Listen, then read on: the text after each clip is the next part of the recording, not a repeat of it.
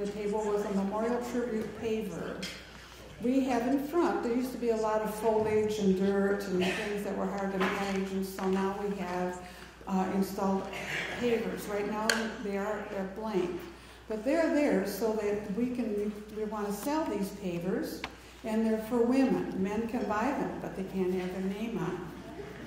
I was told that. I don't want to take any credit for it, right?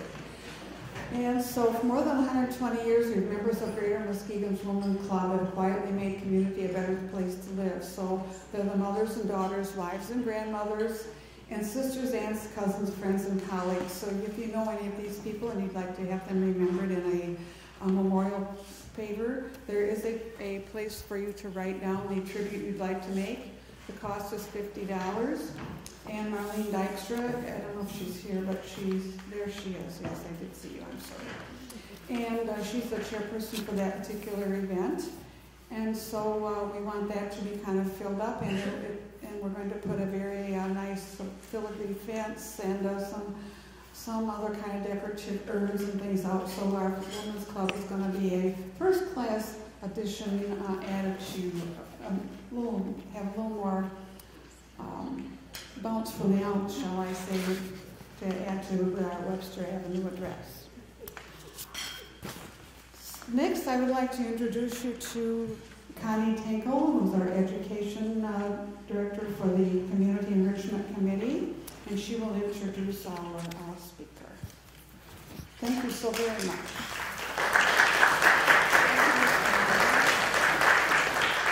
She's a tough act to follow, so I wrote mine out so I don't forget anything. It's my honor and privilege to introduce to you our keynote speaker, Dr. Sharon Carlson. Sharon focused on the Ladies Library Association movement in her dissertation in history from Western Michigan University.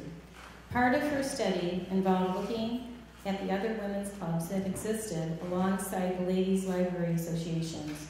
She also has a degree in library science from Wayne State University. She has worked at Western Michigan University for 26 years, 20 of those years in the Western Michigan Archive or University Archives and Regional History Collections, where she serves as director and associate professor.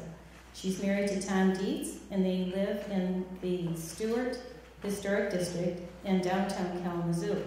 And I want you to know she left very early this morning in good weather and drove here all the way from Kalamazoo. Thank you. Our club deeply appreciates her acceptance of our invitation to come share with us during this very special event held during Women's History Month in honoring area women for their accomplishments. Please welcome Dr. Sharon Carlson.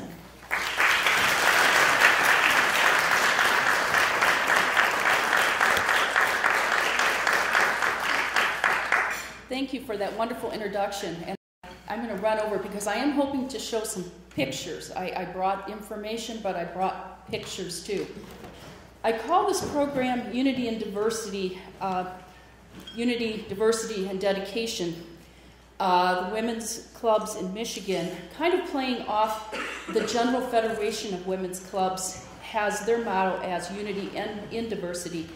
And what I have found in looking at women's organizations, I have found that there is a unifying force. I immediately felt that when I walked in. I'm a member of the Kalamazoo Ladies Library Association, so I had lots of things to talk about with the women at my table, and yet we're all diverse. We come from different backgrounds, from different organizations, sometimes with a slightly different twist, and yet we're all very, very dedicated to the purposes of our organization. So when I talk about the women's club movement in Michigan, I think that a lot of the stages of this club movement are very much tied to national themes. And I call the earliest theme or period the pre-1868 era. And yes, we did have women's clubs in Michigan before 1868, and I'll talk a little bit about that. After 1868, there are a couple of national events of importance. Cirrhosis, which is the first women's professional organization, forms in New York, and the New England Women's Club forms. And Then there's the period after the General Federation of Women's Clubs forms. So I will kind of plug this history into some of those stages.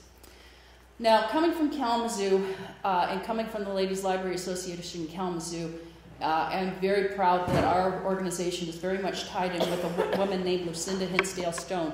And she is often referred to as the Michigan Mother of Clubs. I've even heard this title given to her sometimes as a national title, Mother of Clubs.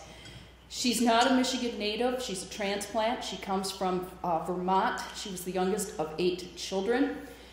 She took her education literally as far as she could, which basically meant going through a high school course.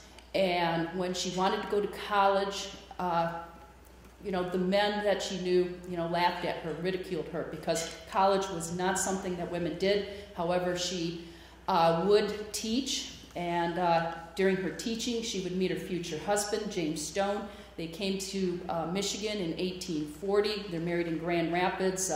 They have family in the Grand Rapids area, and then they head south to Kalamazoo, where he becomes the president of Kalamazoo College. She takes over the women's department. She's teaching. She will have 3 children. Her children will literally accompany her to her classes that she's teaching at Kalamazoo College. And then she expands her horizons a bit. And she helps found the Kalamazoo Ladies Library Association, which begins as an informal reading group in the 1840s in Kalamazoo and becomes incorporated in 1852.